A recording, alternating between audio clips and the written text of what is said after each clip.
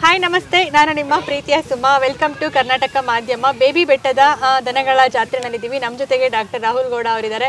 So ಈಗಾಗಲೇ ನೀವು ಇವರ ವಿಡಿಯೋಗಳನ್ನೆಲ್ಲ ನೋಡಿದ್ದೀರಾ. ಸಾಕಷ್ಟು ಒಂದು ರೀತಿ ಏನಂತಂದರೆ ವಿಚಾರಗಳನ್ನು ನಿಮ್ಮ ಮುಂದೆ ಇಡ್ತಾ ಇದ್ದಾರೆ. ಅಂದರೆ ಏನಂತಂದರೆ ಸಾಕಷ್ಟು ವಿಚಾರಗಳನ್ನು ತಿಳ್ಕೊಂಡಿದ್ದಾರೆ.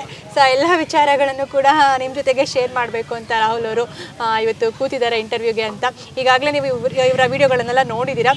ರಾಹುಲ್ ಅವರು ಏನಂತಂದರೆ ರೈತರ ಪರವಾಗಿ ಕೂಡ ಸಾಕಷ್ಟು ಹೋರಾಟಗಳನ್ನು ಮಾಡ್ಕೊಂಡು ಬಂದಿದ್ದಾರೆ. ಸಾಕಷ್ಟು ಕಡೆ ಏನಂದ್ರೆ ರೈತರ ಪರವಾಗಿ ಸಾಕಷ್ಟು ಹೋರಾಟಗಳನ್ನು ಮಾಡೋದಾಗಿರ್ಬೋದು. ಹಾಗೆ ಹಳ್ಳಿಕಾರ್ ತಳಿಯನ್ನು ಉಳಿಸೋದಕ್ಕೂ ಕೂಡ ಹೋರಾಟಗಳನ್ನು ಮಾಡ್ತಾ ಇದ್ದಾರೆ. ಹಾಗೂ ಬೆಳೆಸೋದಕ್ಕೂ ಕೂಡ ಒಂದು ರೀತಿ ಸಾಕಷ್ಟು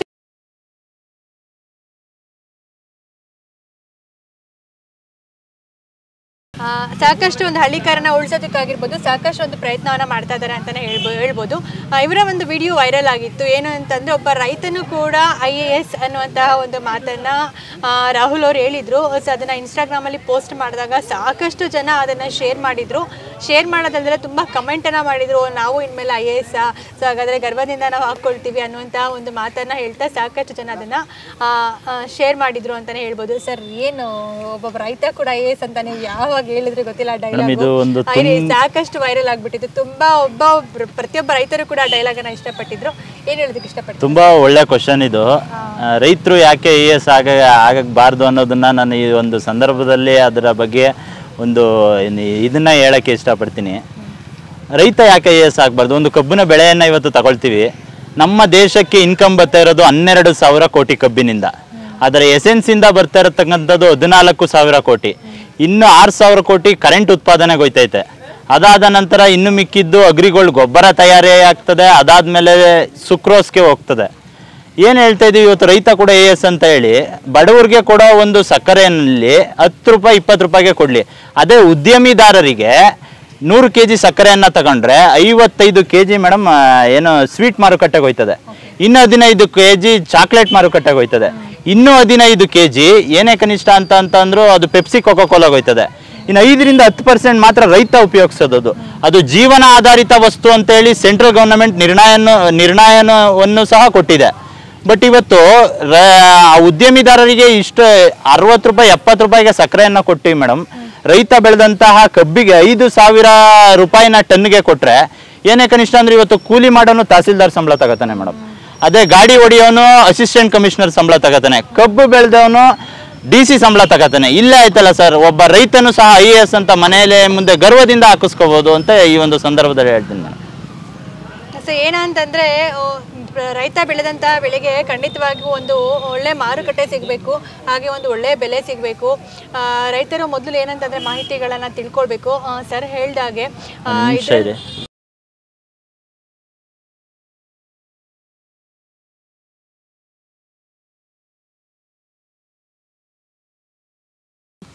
ಇನ್ನೊಂದು ಮುಖ್ಯವಾದ ಒಂದು ಮಾತನ್ನ ಈ ಒಂದು ಸಂದರ್ಭದಲ್ಲಿ ಹೇಳಕ್ಕೆ ಇಷ್ಟಪಡ್ತಾ ಇದ್ದೀನಿ.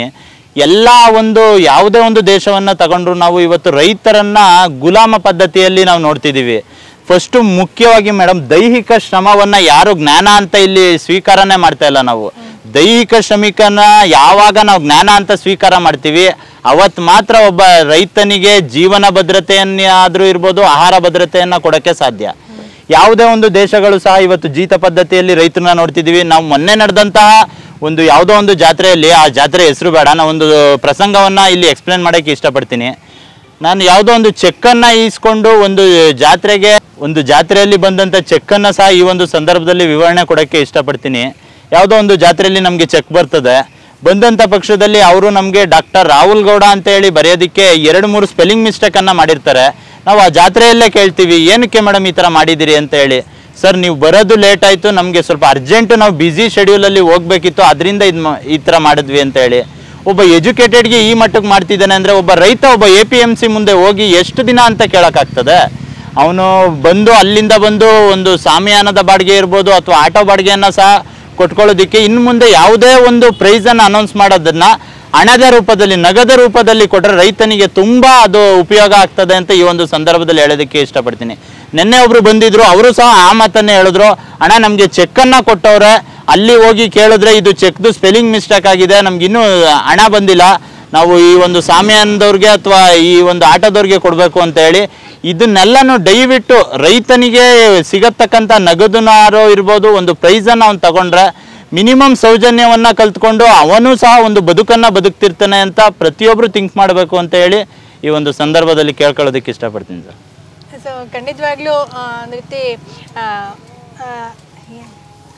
ಖಂಡಿತವಾಗ್ಲೂ ನಿಜವಾಗ್ಲೂ ಇದನ್ನು ತಿಳ್ಕೊಳ್ಬೇಕು. ಏನು ಅಂತಂದರೆ ಎಲ್ಲಿ ಮಿಸ್ಟೇಕ್ಸ್ ಆಗ್ತಾ ಇದೆ, ಏನು ಮಿಸ್ಟೇಕ್ಸ್ ಆಗ್ತಾ ಇದೆ ಅನ್ನುವಂತಹ ಮಾಹಿತಿಯನ್ನು ಖಂಡಿತವಾಗ್ಲೂ ತಿಳ್ಕೊಳ್ಳಿ. ಅದ್ರ ವಿರುದ್ಧ ಹೋರಾಡಿ, ಅದ್ರ ವಿರುದ್ಧ ಮಾತಾಡಿ, ಏನಲ್ಲಿ ತಪ್ಪುಗಳಾಗಿದೆ ಅದನ್ನೆಲ್ಲ ಸರಿಪಡಿಸ್ಕೊಳ್ಳೋದಕ್ಕೆ ಪ್ರಯತ್ನ ಪಡಿ. ಆಗ ನೆಕ್ಸ್ಟ್ ಆಗುವಂಥ ತಪ್ಪುಗಳಿಗೆ ಅವಕಾಶವನ್ನು ಮಾಡಿಕೊಡೋದಕ್ಕೆ ಕಡಿಮೆ ಆಗುತ್ತೆ ಅಂತಲೇ ಹೇಳ್ಬೋದು. ತುಂಬ ಚೆನ್ನಾಗಿ ಎಕ್ಸ್ಪ್ಲೈನ್ ಮಾಡಿದ್ರಿ ರೈತರ ಬಗ್ಗೆ ಆಗಿರ್ಬೋದು, ಒಬ್ಬ ರೈತ ಯಾಕೆ IAS ಅನ್ನುವಂತಹ ಒಂದು ಮಾತನ್ನು ತುಂಬ ಚೆನ್ನಾಗಿ ವಿತ್ ಎಕ್ಸಾಂಪಲ್ ನೀವು ಎಕ್ಸ್ಪ್ಲೈನ್ ಮಾಡಿದ್ರಿ. ವೀಕ್ಷಕರಿಗೂ ಕೂಡ ಅರ್ಥ ಆಗಿರುತ್ತೆ ಅಂತ ತಿಳ್ಕೊಂಡಿದ್ದೀನಿ. Thank you so much. ತುಂಬ ಚೆನ್ನಾಗಿ ಈ ಒಂದು ವಿಷಯನ ವೀಕ್ಷಕರಿಗೆ ಅರ್ಥ ಮಾಡಿಕೊಟ್ಟಿದ್ದಕ್ಕೆ. ರಾಹುಲ್ ಅವರು ಮುಂದಿನ ವಿಡಿಯೋದಲ್ಲಿ ಇನ್ನಷ್ಟು ಹೆಚ್ಚಿನ ವಿಷಯಗಳನ್ನು ನಿಮ್ಮೊಟ್ಟಿಗೆ ಹಂಚ್ಕೊಳ್ಳೋದು ಬಾಕಿ ಇದೆ. ಸೊ ಹಾಗಾದರೆ ನೀವು ನೆಕ್ಸ್ಟ್ ವಿಡಿಯೋದವರೆಗೂ ವೆಯ್ಟ್ ಮಾಡಬೇಕಾಗುತ್ತೆ. ಈ ವಿಡಿಯೋ ಇಷ್ಟ ಆಯಿತು ಅಂತ ತಿಳ್ಕೊಂಡಿದ್ದೀನಿ. ವಿಡಿಯೋ ಇಷ್ಟ ಆದರೆ ಲೈಕ್ ಮಾಡಿ, ಶೇರ್ ಮಾಡಿ. ಚಾನಲನ್ನು ಸಬ್ಸ್ಕ್ರೈಬ್ ಮಾಡಿಲ್ಲ ಅಂದರೆ ದಯವಿಟ್ಟು ಚಾನಲನ್ನು ಸಬ್ಸ್ಕ್ರೈಬ್ ಮಾಡೋದನ್ನು ಮಾತ್ರ ಮರಿಬೇಡಿ. ಸೊ ಹಾಗಾದರೆ ಕೀಪ್ ವಾಚಿಂಗ್ ಕರ್ನಾಟಕ ಮಾಧ್ಯಮ. ಮುಂದಿನ ವಿಡಿಯೋದಲ್ಲಿ ರಾಹುಲ್ ಒಟ್ಟಿಗೆ ನಾನು ನಿಮ್ಮನ್ನು ಭೇಟಿ ಆಗ್ತೀನಿ. ಸೊ ಅಲ್ಲಿವರೆಗೂ ಕೀಪ್ ವಾಚಿಂಗ್ ಕರ್ನಾಟಕ ಮಾಧ್ಯಮ. Take care, bye bye.